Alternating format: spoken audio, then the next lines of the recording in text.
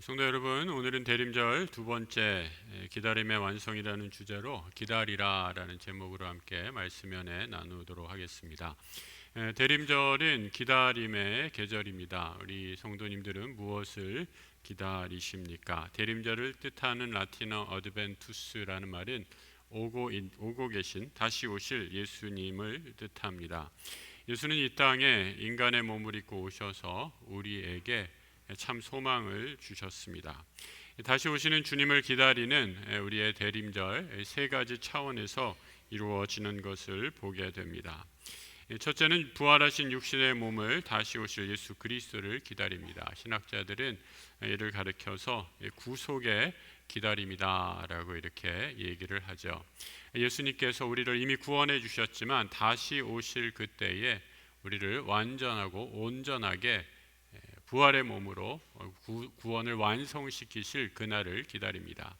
또한 두 번째로 예수님이 다시 오실 영광의 기다림을 기다립니다. 성경의 예언처럼 마지막 날에 영광의 주께서 우리에게 오실 때 우리는 그 영광스러운 주님의 모습을 고대하며 이 땅을 살아가게 되죠. 마지막의 기다림은 성화의 기다림입니다. 우리는 육신을 입고 있어서 아무리 거룩하게 살려고 해도 완전한 거룩함에 이르지 못하게 되는데, 예수님께서 다시 오시는 그날 온전한 거룩으로 성화로 주님과 함께하는 그 놀라운 축복의 자리에 서게 되는 것이죠. 그래서 대림절은 아주 신비로운 그런 시간입니다. 여기에는 과거와 현재와 미래가 하나 되는 시간의 신비가 깃들여져 있기 때문입니다. 과거라는 말은 옛날 그 아브라함 때부터 하나님께서 아브라함을 부르시고 이 믿음의 조상을 통해서 메시아를 약속하셨는데, 이 오래된 구약의 많은 선지자들을 통해 또 믿음의 선진들을 통해 기다린 메시아의 기다림, 이 과거의 기다림이 여기에 있습니다. 또한 지금 여기 약속의 말씀대로 우리 주님께서 이 땅에 오셔서 우리를 구원하신 그 놀라운 은혜를 기억하며 성탄을 기다리는 오늘 우리의 기다림이 여기에 있습니다. 그리고 마지막 날 미래에 다시 오실 주님을 향한 미래의 기다림이죠. 이처럼 대림절은 과거와 현재와 미래가 중첩된 신비로운 은혜의 시간이 바로 대림절이다 말씀드릴 수 있습니다. 이 신비한 시간, 그래서 나 혼자만 잘 보내면 되는 것이 결코 아닙니다. 우리 모든 믿음의 성도들과 함께합니다. 시간을 초월해서 우리보다 먼저 믿음의 길을 간 믿음의 선진들과 함께하죠. 또한 우리와 함께 전 세계 그리스도 형제 자매들과 이 믿음의 길을 함께 걸어갑니다. 또 앞으로 우리 뒤를 따라올 믿음의 후손들과 함께 이 믿음의 길을 걸어가므로 과거와 현재와 미래가 하나 되는 그야말로 시간과 공간을 초월한 우주적 차원의 기다림이 바로 대림절이다라고 말씀드릴 수 있습니다. 대림절을 통해서 시간과 공간의 제약을 받을 수밖에 없는 우리는 바로 하나님의 시간, 영원으로 들어가는 복을 누리게 됩니다. 2000년 전에 나를 위해 죽으신 예수를 살아계신 하나님으로 만나는 신비입니다. 누가는 이를 가리켜서 시간을 초월한 살아계신 하나님으로 증거하고 있습니다. 누가복음 20장에 있는 말씀이죠. 주를 아브라함의 하나님, 이삭의 하나님, 야곱의 하나님이라고 하였다. 하나님은 죽은 사람들의 하나님이 아니라 살아계신 사람들의 하나님이시다. 하나님이 보시기에 모든 사람이 살아있는 것이다 말씀합니다. 대림절을 통해 우리는 메시아를 믿음으로 기다린 사람을 만나게 됩니다. 아브라함, 야곱, 이삭, 라합, 모세, 미리암, 이사야, 룻, 이들은 모두 자신의 삶의 무게를 버거워하고 그 역경 속에서 메시아를 기다리며 살아갔습니다. 믿음의 사람들의 이야기는 구약에서 단지 듣기 좋은 이야기로 그친 것이 결코 아닙니다. 마침내 약속의 말씀대로 예수는 이 땅에 오시고 그 약속을 성취하셨습니다.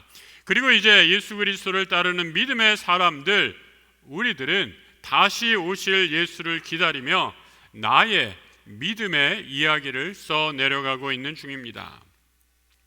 믿음 안에서 모두가 살아계신 하나님을 만난 것처럼 신약 시대를 지나 이제 교회의 시대, 성령의 시대에 이르러서도 살아계신 하나님을 만나는 수많은 사람들, 이를 간증하며 살아계신 하나님을 찬양하는 것을 보게 됩니다. 중세 교회는 살아계신 예수를 만나는 믿음을 이렇게 아름다운 시적인 언어로 표현을 했습니다. 오 지혜시여, 오 주님이시여, 오 이새의 뿌리시여, 오 다윗의 열쇠시여, 오 동방의 빛이시여, 오 열방의 왕이시여, 오 임마누엘이시여. 모두 오라는 감탄사로 시작을 하죠. 그래서 seven o 안티폰 이렇게 얘기합니다. 안티폰이라는 말은 반복되는 후렴구 정도의 찬양을 의미합니다. 오 안티폰이라는 이름이 붙은 7개의 감탄의 찬양입니다. 우리 찬송가 104장의 찬양이 있죠. 곧 오소서 임마누엘, 곧 오시리라 이스라엘, 그 포로 생활 고달파, 메시아 기다립니다. 기뻐하라 이스라엘, 곧 오소서 임마누엘.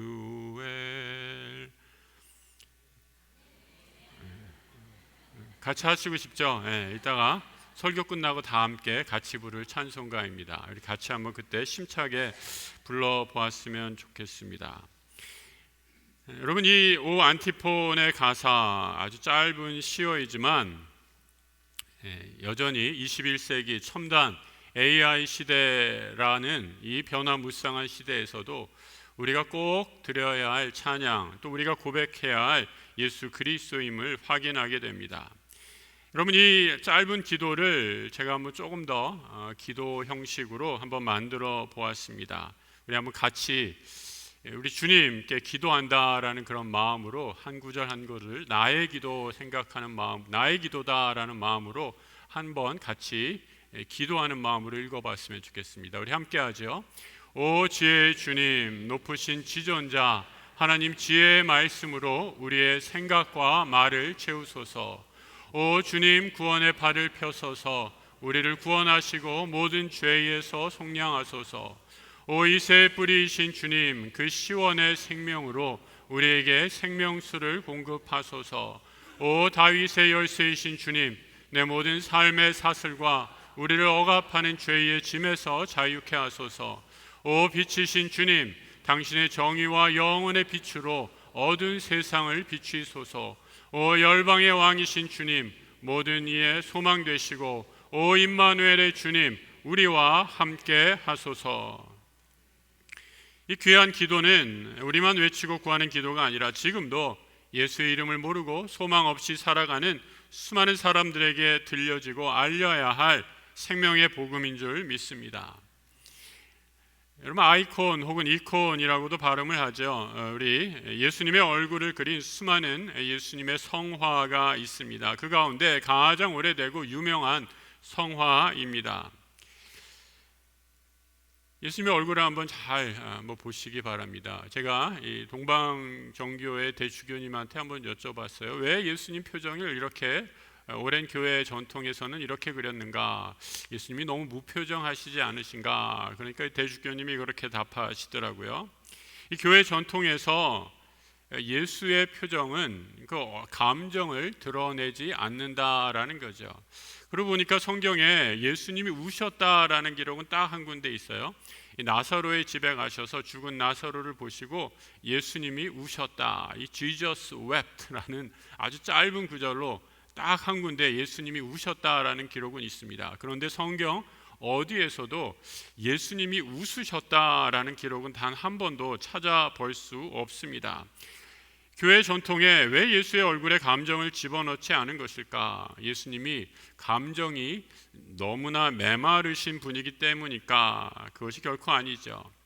사제님이 이렇게 대답하시더라고요. 우리 주님, 세상이 어떠한지 세상에 어떠한 풍파가 일든지 우리 주님은 하나님과의 깊은 교제로 그 내면의 평강을 유지하셔서 하나님과 하나 된 그 평온의 감정을 유지하셨다라는 겁니다. 그것을 표현한 것이 저 예수의 얼굴이다라는 거죠. 우리 주님은 하나님과 임마누엘 하셨기 때문에 풍랑이는 바다에서도 주무실 수 있습니다. 겟세마네 동산의 고난의 잔을 마시면서도 하나님께 깊이 교제하며 하나님의 길, 구원의 길을 걸어가십니다. 그리고 십자가에 달려 돌아가시기까지 철저히 완전한 순종을 보이십니다. 우리 주님은 하나님의 그 놀라운 구원의 뜻에 완전히 순종하시고 하나님과 하나 되셨기에 우리 주님의 얼굴은 늘 평온하다라는 거죠. 그래서 이 주님의 얼굴은 세상이 아무리 요동치고 소란하다 할지라도 하나님과 영적인 하나됨을 이루신 삼위일체 성자 그리스도에게만 볼 수 있는 샬롬, 평강의 얼굴이다라는 그런 답이 돌아왔습니다. 우리 첫 번째 사진 다시 한번 좀 보여주시죠. 좀 크게 확대된 사진. 여러분 오늘 교회 오실 때 여러분들 마음은 어떠셨는지 모르겠습니다. 집안에 풀리지 않는 문제, 또 여러 가지 관계의 문제 때문에 여러 가지 경제적인 문제, 자녀의 문제, 또 내 삶의 무거운 짐 때문에 오늘 이 자리에 오신 분 계십니까? 오늘 저 예수님의 얼굴을 잠시만 좀 바라보시기 바랍니다. 그러면서 하늘이 주시는 그 평강을 다시 한번 회복하시는 시간 가지셨으면 좋겠습니다. 우리 잠시 우리 주님의 얼굴을 한번 바라보시죠.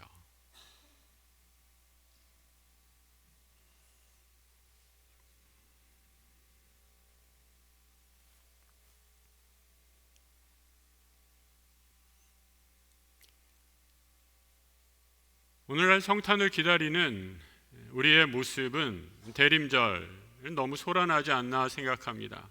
캐롤송이 퍼지고 뭔가 들뜨지 않으면 연말 분위기가 안 난다고 불평을 합니다.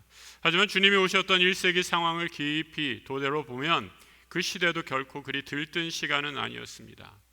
잠시 귀에 들렸다가 사라지는 캐롤 상상도 할 수 없었죠. 잠시 반짝이다 꺼지는 성탄 트리조차 없었던 시대입니다. 21세기 우리가 간절히 기다리는 주님은 어떤 주님입니까? 어둠의 시대, 우리에게 필요한 것은 하늘의 지혜입니다. 세속에 흔들리지 않는 뿌리 깊은 믿음입니다. 혼돈을 헤쳐나갈 진리로 무장할 믿음의 열쇠입니다. 진리의 빛으로 나와 언제 어디서나 함께 하시는 임마누엘 하나님에 대한 확신입니다. 대림절을 지나면서 경험하게 되는 우리가 쉽게 범하기 쉬운 유혹이 아닐까 생각합니다. 그것은 바로 너무 성급하게 성탄으로 넘어가려는 유혹이죠. 그래서 대림절 이스라엘의 그 포로 생활 긴 기다림 언제 있었느냐 그냥 휙 넘어가고 바로 베들레헴의 아기 예수 영광의 탄생으로 넘어갑니다. 우리가 맞이하는 성탄의 기쁨과 감격이 쉽게 사라진 이유는 어디에 있을까요? 메시아를 맞이하기 위해 수천 년 기다리며 간절히 기도했던 믿음의 선진들의 기다림, 그 기도를 우리가 잃어버렸기 때문은 아닙니까? 예수를 얼마나 오랫동안 간절히 기다릴 수 있는가에 성탄의 기쁨은 정확하게 비례하기 때문이죠. 주님이 나시기 전 대림절은 역사상 가장 어두운 시간이었습니다. 하지만 가장 깊은 새벽의 어둠을 뚫고 아기 예수의 탄생을 맞이할 수 있었습니다. 예수를 통해 죄와 죽음, 사망 권세가 정복되고 우리는 마침내 새 생명으로 거듭날 수 있었습니다. 사도 바울은 우리가 생명이신 그리스도와 이를 연합하였다라고 선포하고 있습니다. 무릇 예수 그리스도와 합하여 세례를 받은 우리는 그의 죽으심과 합하여 세례를 받은 줄 알지 못하느냐. 그러므로 우리가 그의 죽으심과 합하여 세례를 받음으로 그와 함께 장사되었나니 이는 아버지의 영광으로 말미암아 그리스도를 죽은 자 가운데서 살리심과 같이 우리로 또한 새 생명 가운데서 행하게 하려 함이라. 우리 시대의 대림절, 이 대림절은 예수의 두 번째 오심, 세컨드 커밍을 준비하는 시간입니다. 교회 역사에서 대림절은 시대의 종말을 선포하고 새로운 예수 그리스도께서 세울 새 하늘과 새 땅을 기다리며 고대하는 희망의 선포이기도 합니다. 보라, 내가 새 하늘과 새 땅을 창조하리니 이전 것은 기억되거나 마음에 생각나지 아니할 것이요, 우리는 그의 약속대로 의가 있는 곳인 새 하늘과 새 땅을 바라보도다. 또 내가 새 하늘과 새 땅을 보니 처음 하늘과 처음 땅이 없어졌고 바다도 다시 있지 않더라. 새 하늘과 새 땅의 주인으로 오실 주님은 처음 오실 때처럼 연약한 아기의 모습으로 이 땅에 오시지 않습니다. 승리의 왕으로 자비롭고 공의로운 재판관으로 오셔서 죄와 죽음을 마침내 완전히 정복하고 새 하늘과 새 땅에 진정한 왕의 자리에 등극하실 것입니다. 예수가 주인되는 나라엔 생명나무가 심겨져 있어서 이 생명나무에는 모든 만국 백성을 치료할 생명의 은혜가 넘쳐날 것입니다. 강 좌우에 생명나무가 있어 12가지 열매를 맺되 달마다 그 열매를 맺고 그 나무 잎사귀들은 만국을 치료하기 위하여 있더라. 우리의 소망은 세상의 모든 악과 슬픔과 죽음이 끝나고 진실과 아름다운 선함이 지속되는 하나님 나라에 대한 소망입니다. 대림절의 시간은 주님이 이미 모든 구원을 위한 죄의 대가를 다 지불하셨지만 다시 오심으로 완성되는 하나님 나라를 간절히 기다리는 시간입니다. 신학자들은 예수가 이르실 새 하늘과 새 땅의 이 시간의 프레임을 세 단어로 표현했습니다. Already, not yet. 이미, 그러나 아직. 예수가 이 땅에 오심으로 하나님 나라는 이미 시작되었습니다. 주님은 이미 모든 구원을 위한 당신의 일을 다 완성하셨습니다. 하지만 이 나라는 아직 완성된 것이 아닙니다. 우리 주님 다시 오실 그날에 온전히 완성될 것입니다. 그래서 우리 성도는 이미 여기 임한 하나님 나라와 앞으로 완성될 하나님 나라 사이에 끼인 존재입니다. 그래서 때로 힘들고 어려울 수 있습니다. 더 기다려야 하기 때문입니다. 우리의 일상생활이 아주 온전하지 못할 수 있습니다. 중간에 낀 나그네와 같은 모습으로 살아가기 때문입니다. 그러나 우리 하나님은 우리를 포기하지 않으시고 성령 하나님 임마누엘 되셔서 우리와 함께 하십니다. 성령이 함께 하심을 믿기에 우리는 세상의 고난, 역경 속에서도 기쁨과 평안 가운데 그 천성을 향해 걸어갈 힘을 얻게 됩니다. 신약 성경에 시간을 나타내는 두 가지 단어가 있습니다. 하나는 크로노스라는 단어입니다. 우리가 경험하는 이 크로노스, 시간의 연속적 흐름을 말하는 단어입니다. 이 시계의 이 분, 초단위, 또 시침과 분침, 하루의 일, 또 한 달, 1년, 이렇게 우리가 측정하고 보관하고 기록할 수 있는 그런 시간의 흐름을 얘기하죠. 또 하나의 시간을 나타내는 단어는 카이로스라는 단어입니다. 이 카이로스는 보통 우리말 성경에 때라고 이렇게 번역을 하는 하나님이 일하시는 순간을 말합니다. 지금 이 순간 몇 월, 며칠, 몇 시 이렇게 시간으로 표현할 수 있지만 지금 이 때는 하나님이 일하시는, 그래서 영원과 있다 있는 카이로스의 시간입니다. 카이로스는 역사와 개인의 삶의 결정적인 모멘텀입니다. 즉 시간의 흐름 속에서, 이 크로노스의 시간 속에서 영원하신 하나님이 이 시간 가운데로 침투하시는 그런 시간이기 때문입니다. 대림절은 해마다 성탄, 매년 12월 이 크로노스의 시간에 정해져 있지요. 하지만 이 시간은 영원의 시간, 즉 하나님이 우리를 위해 일하시는 카이로스의 시간입니다. 영원한 하나님의 시간 안에서 우리는 과거에 이스라엘과 함께 하셨고 또 이스라엘의 약속대로 지금 우리에게 예수 그리스도를 허락해 주셨고 이제 앞으로 오실 우리 주님을 기다리며 이 시대를 살아가는 축복을 누리게 됩니다.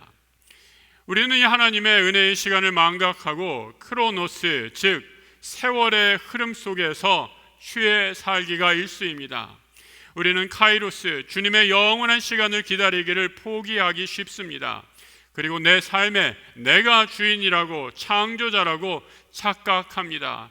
내가 이 시간에서 이만큼을 이루었기에 내가 마땅히 찬송받고 내가 내 인생의 주인의 자리에 앉아도 타당하다라고 여기며 살아갑니다.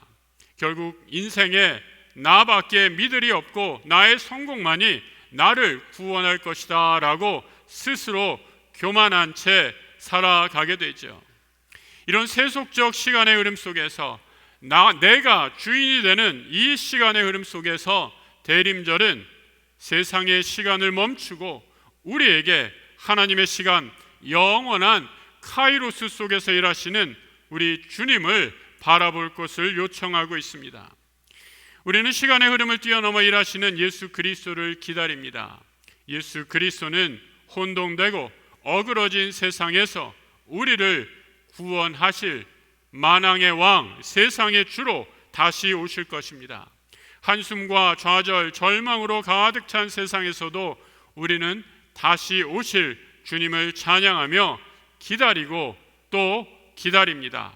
오 임마누엘의 주님 오소서, 우리가 주님을 기다립니다. 기도하겠습니다. 오 주님, 혼란하고 어두운 세상 빛으로 생명으로 능력으로 다시 오실 주님을 간절히 기다립니다. 아기 예수의 탄생으로 우리를 위한 모든 구원의 일을 완성하셨듯이 이제 다시 오셔서 우리의 파괴된 삶, 어그러진 세상을 하나님의 창조의 능력으로 회복시키실 것을 믿고 우리 주님 기다립니다. 오 주님, 주님을 기다리며 기도하오니 우리의 모든 상한 심령에 오시옵소서. 성령으로 오셔서 임마누엘 하나님 되어 주옵소서. 생명의 주 예수 그리스도 이름으로 기도드립니다. 아멘.